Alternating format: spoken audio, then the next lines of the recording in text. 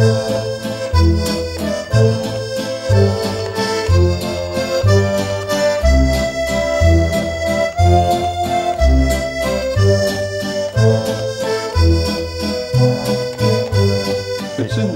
résumer un peu ce qu'était l'opération Dignité? Ah, ça, il faut remonter. Dans les années 60, au Québec, il y avait on n'en parle pas beaucoup, mais il y avait une crise économique. Il y avait vraiment il y a des régions périphériques qui en arrachaient.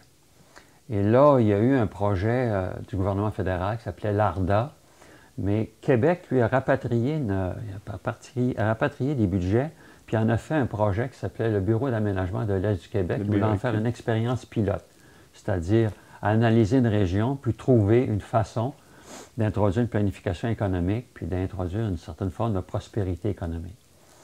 Alors là, ça a été... et là, ils voulaient amener la population à participer. Alors, ils ont embauché des animateurs, tu sais. Ils ne voulaient pas faire ça de façon violente. Bon. Ils voulaient faire ça d'une perspective participative. Alors, ils ont produit une dizaine de volumes, le fameux Bureau d'aménagement de l'Est du Québec, un rapport. Et il y avait bon, l'idée fondamentale qui est assez... il disait, c'est pas rentable comment ça fonctionne, il faut regrouper, il faut rationaliser. Mais de façon intelligente, il faut que la population accepte, soit là-dedans, puis participe à cette rationalisation-là. Une des revendications, c'était la fermeture d'une soixantaine de villages. Oui, c'était assez brutal comme... Puis alors là, quand ils ont vu que ça ne participait pas tant que ça, ils en ont fermé 10 de façon assez raide. Puis là, après 10, là, il y a eu un mouvement populaire canalisé par les curés, le curé Charles Banville à ce moment-là, puis le député fédéral de Bané, pour dire non, les populations veulent rester dans leur village, on va trouver des solutions pour permettre de développer tout le potentiel qu'il y a dans nos villages. Bien, c'est pas vrai que vous allez nous amener dans des centres désignés ou que vous allez nous emmener en ville.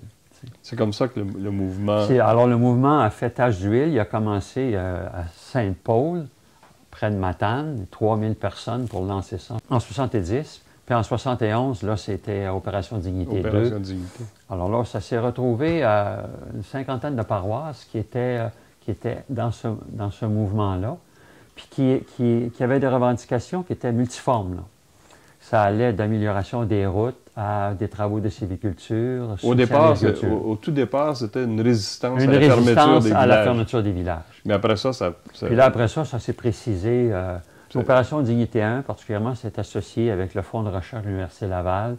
Puis là, ils ont été en Suède, puis ils ont dit, regardez, il est possible d'avoir une approche avec la forêt d'aménagement, puis qui nous permettrait de faire vivre nos populations avec des fermes forestières, par exemple.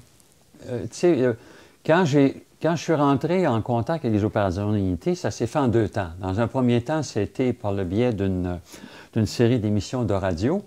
Là, j'ai rencontré les leaders du temps, Charles Banville puis de Bané. Mais là, après le projet, évidemment, j'ai eu d'autres... la vie m'a amené ailleurs, mais quand je suis revenu dans l'opération Dignité, l'insertion s'est faite grâce à Pierre Dufort. Je l'avais connu quand il était à Rimouski.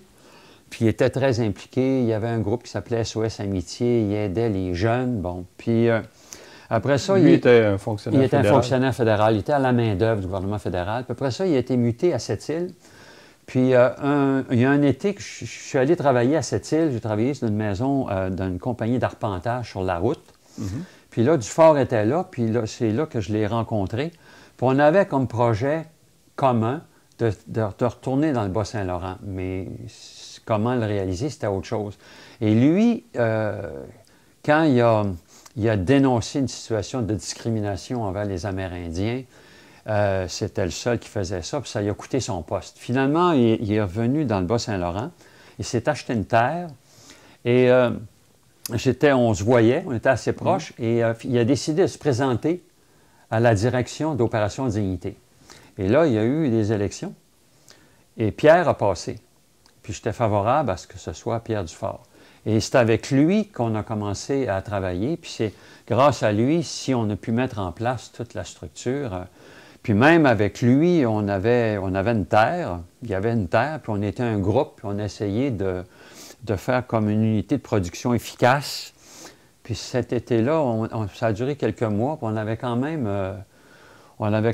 eu une certaine efficacité économique. Là, on avait 4000 plants de fraises, on avait rentré du foin, il y a des bêtes qui étaient rentrées, mais finalement, l'expérience est arrêtée. Mais avec Dufort, il a été important, Pierre, pour rentrer dans le milieu puis travailler avec les gens. Tu sais. D'accord. Puis je voulais souligner son apport parce que ça a été une personne importante.